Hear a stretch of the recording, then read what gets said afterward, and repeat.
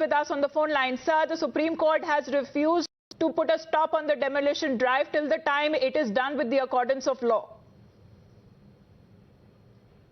You know, when the law is totally against the Constitution, against the human rights, against the civil rights, against the fundamental rights, and it is openly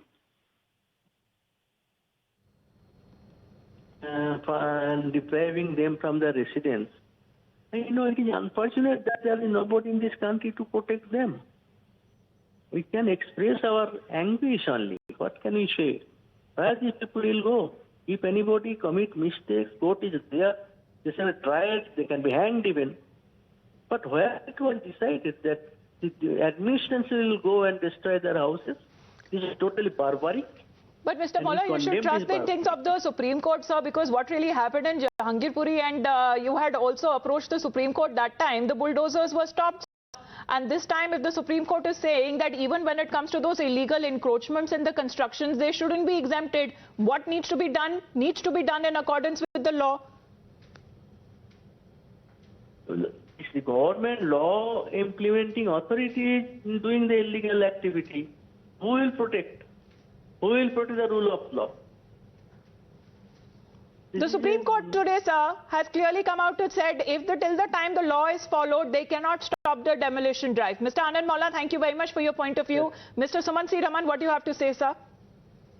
Well, the issue is always that if it is as per law, demolitions can be carried out. That is something which is considered quite obvious. The simple matter of point is whether the demolition which has been carried out, particularly of Mr. Javed Mohammad's place, is as per the law or not. There are allegedly some notices have been given, but those notices served earlier in the month of May have not been produced in public domain.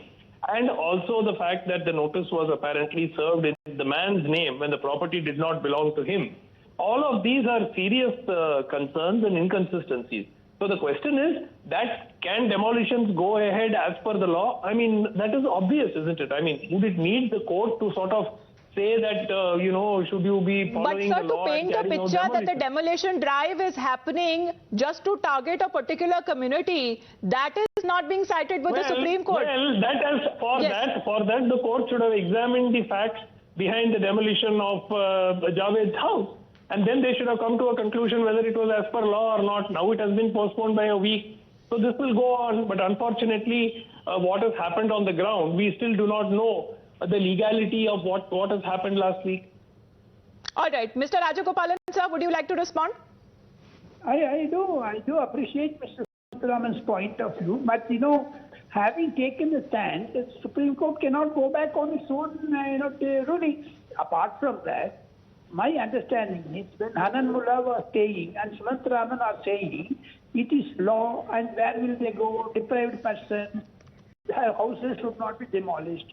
But Amrita, you must understand, Shaheen Bagh, how many people were put to inconvenience for 3 months, 4 months like that. Even in this farmers' agitation, when one particular group holds the country or to the city or the town to ransom, those days the Supreme Court says the demolition thing, lobby will not be coming to the rescue of the majority people. So therefore, my understanding is Supreme Court law should be applied by everyone. Everyone should respect the Supreme Court rule.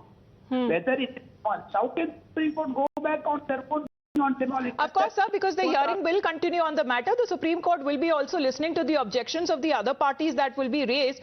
Thanking you, Mr. Rajagopalan and Mr. Raman, for joining us.